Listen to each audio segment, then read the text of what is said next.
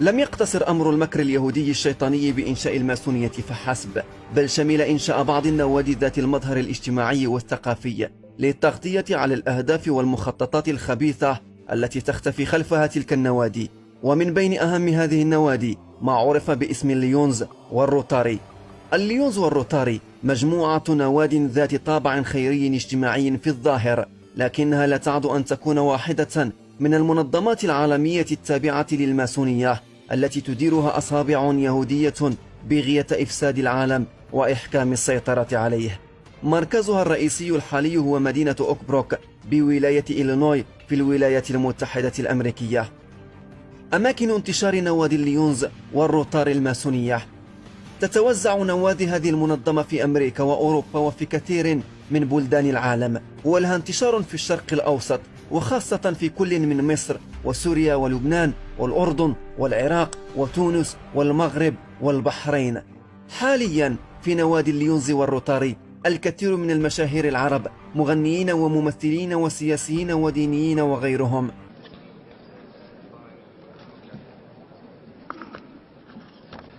بالنسبة للفصل 230،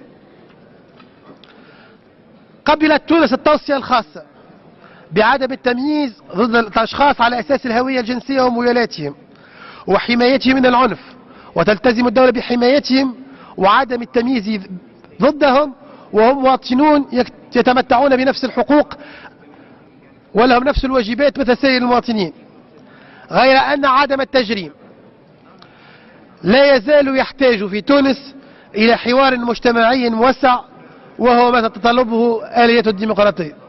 ويوجد بينهم الملاحدة العرب أيضا كإسلام البحيري الذي ظهر في نادي الليونز يتحدث فيه كيف هدم عقيدة وثوابت المسلمين كما يدعي. وسأترككم لمشاهدة المقطع الذي يتحدث فيه في نهاية هذه الحلقة. لا، أنا داخل لهم في حتتهم اللي هو الحاجات التابو اللي فاكرين ما حدش بيفهمها، علم الحديث والمش عارف، فخليتها اضحوكه عند الناس. وانا دايما بقول ان هو علوم تافهه، زائد ان الدين ما ينفعش يبقى علم اساسا. وايه اللي يخلي ايات الجهاد في القران ايات مستمره طول العمر؟ دي ايات زمنيه مكانيه بحته. الفتوحات الاسلاميه افعال بشر لا تخص الاسلام في شيء. الاحكام اللي مخالفه اصل هي ما تخضعش للصح والغلط، انت عايز توصيف ليها طبعا غزو.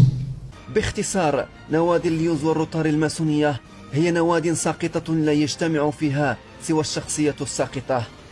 إلى هنا تنتهي حلقتنا.